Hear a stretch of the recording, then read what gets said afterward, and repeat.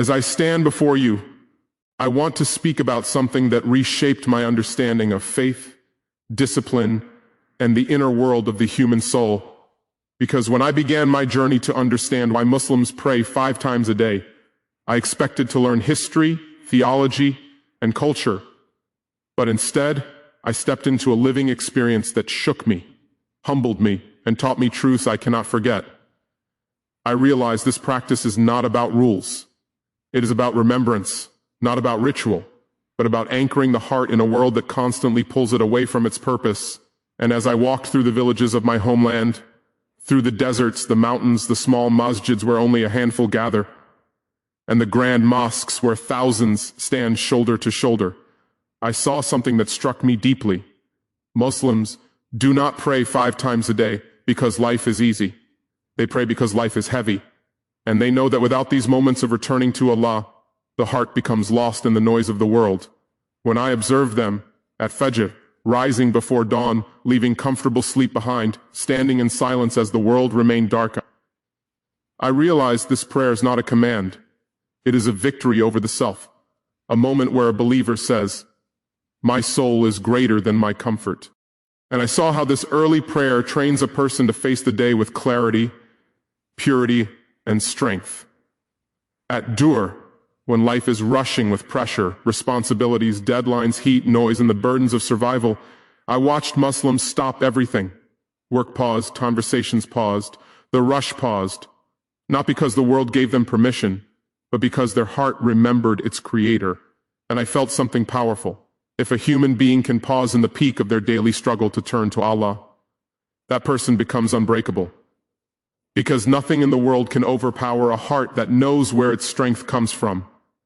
Then came Asr, the afternoon prayer, and as the sun tilted down, I saw a message written in the sky: time is slipping, the day is fading, life is moving, and you must not waste it. And this prayer, I realized, is not just worship. It is a reminder that every minute is precious, and a believer must guard their time like a treasure, using it for good before the opportunity passes. At Maghrib, when the sun finally sets and the sky turns gold and red, I witnessed something deeply emotional. Families gathering, children lining up, workers rushing to catch the prayer, and I felt a serenity I cannot describe, because this prayer is gratitude, a moment where the believer acknowledges that another day has ended by the mercy of Allah, that they survived, they breathed, they were protected, and I saw that gratitude transforms the heart, softens it, and fills it with contentment no wealth can buy. But it was Isha that changed me the most. For when I stood in the quiet of the night, hearing the soft recitation of Quran, seeing people bowing with tired bodies but calm hearts, I understood that this prayer is a believer's final return to Allah before sleep, a surrender of all fears, regrets, sins, and stresses. And in that moment I felt the truth: humans do not pray because they are perfect. They pray because they are broken and need healing.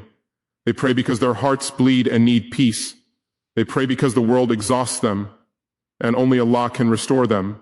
And when I spoke to imams, scholars, mothers, laborers, students, and young boys sweeping the mosque floor, every single one of them told me the same thing in different words. Prayer saves us, prayer cleans our hearts, prayer protects us.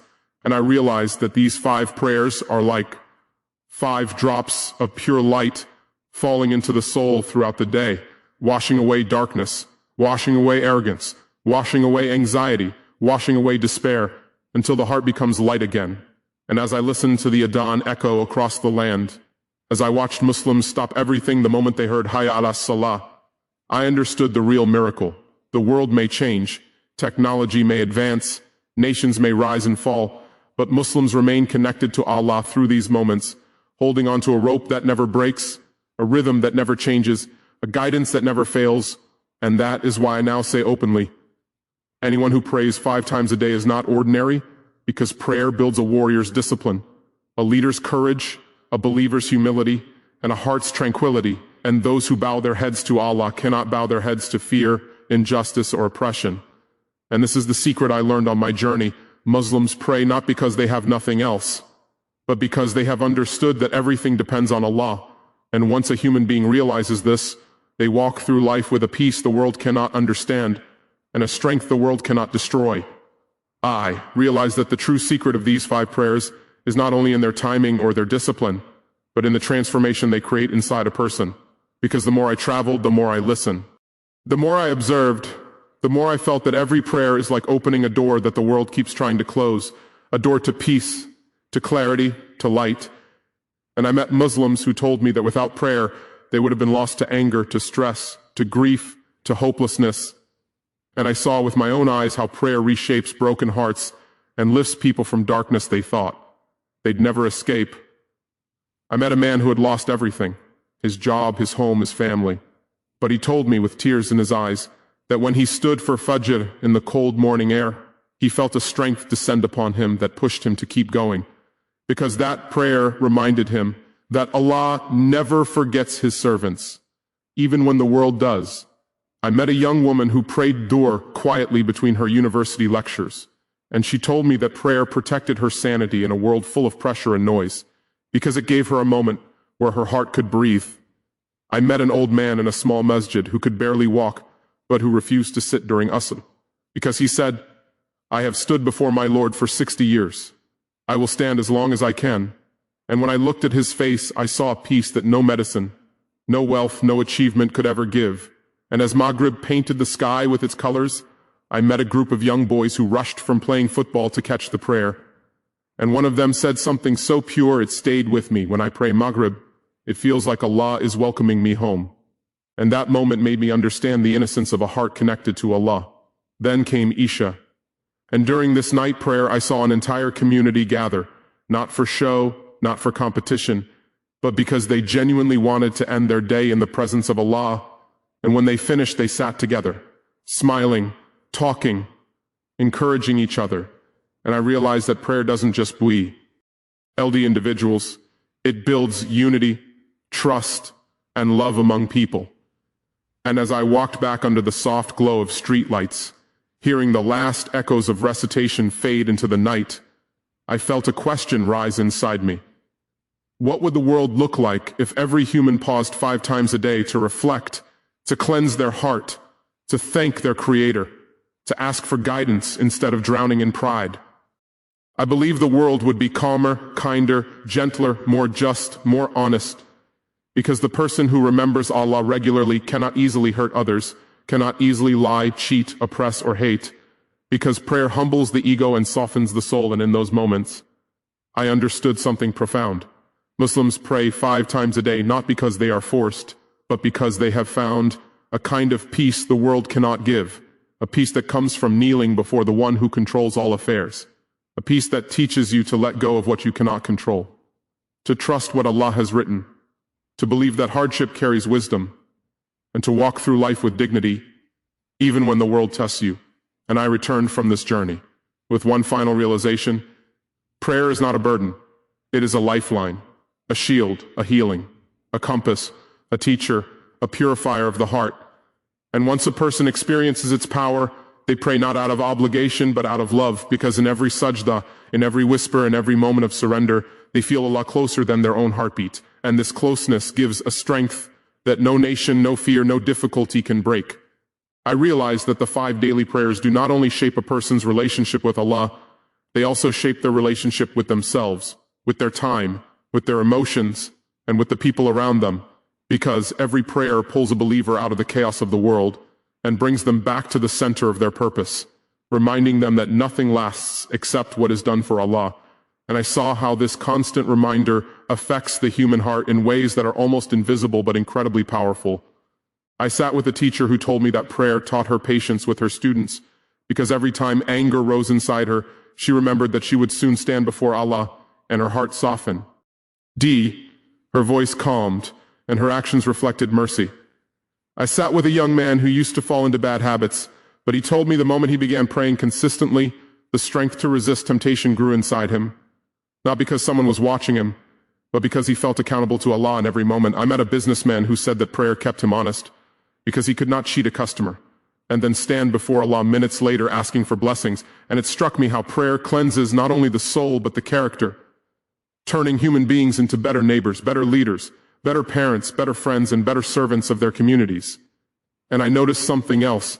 Every time the adhan was called, no matter where I stood, no matter how busy the street, no matter how loud the market, the world shifted for those who believed, as if the sound of Allahu Akbar reminded them that everything they chase, fear, stress over, or desire is smaller than the one who created the heavens and the earth. And that realization brought a peace into their eyes that I could see even before they took a single step toward the masjid. And when I asked them what they felt when they prayed, their answers were profound. One said, in sujood, I feel my heart letting go of what hurts. Another said, in prayer, I feel like Allah is listening to me even when I don't speak. Another said, when I pray on time, my whole day becomes easier, like Allah clears the path for me. And these simple, honest words taught me that prayer is not just a religious act. It is a spiritual cure that reaches places inside the heart no doctor can reach. And the more I understood this, the more I felt that humans today, burdened by anxiety, drowning in expectations, lost in comparison, crushed by pressure, need what prayer gives: the ability to step back, breathe, remember, surrender, and refill the soul with strength. And so this journey made me understand that prayer is the believer's way of surviving a world that tests the mind, the body, and the heart, and that without these moments of divine connection, a person can have everything yet feel empty. But with prayer, even someone who has little can feel rich, guided, and protected, because true power does not come from wealth or position. It comes from being connected to Allah, and that connection is renewed 5 times a day, every day, until it shapes a human being into someone whose courage cannot be shaken, whose faith cannot be taken, and whose trust in Allah cannot be broken. He had seen and heard. The more I understood that these 5 prayers are not only moments of worship, they are moments that train the heart to trust Allah in every situation. And I realized that a person who bows to Allah regularly learns to rise with dignity in front of the world, because the ego is softened, the soul is purified, and the mind becomes clearer with each prayer. I met families who told me that prayer protected their homes from arguments, because whenever anger rose, someone would remind them it's almost time for prayer, and suddenly everyone's voice softened, as if the heart remembered its true purpose. I met a mother who said that when she prayed Isha after a long day of struggle, her heart felt lighter, as if Allah Himself was lifting her burdens one by one. I met young men who told me that prayer kept them away from paths that destroy the soul, because every time they tried to fall into darkness, the call to prayer pulled them back into light. And I met elders who said that their entire life's peace came from never abandoning their Salah, because even when the world disappointed them, Allah never did.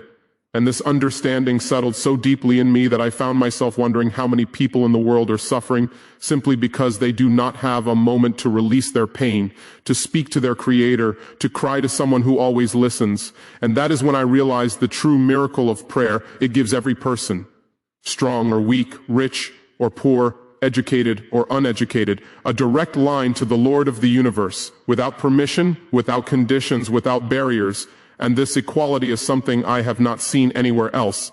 I saw prayer unite the hearts of people who had nothing in common except their devotion to Allah, and it amazed me how a farmer, a soldier, a child, a widow, a businessman, and a scholar could all stand shoulder to shoulder, forgetting status, wealth, power, or background.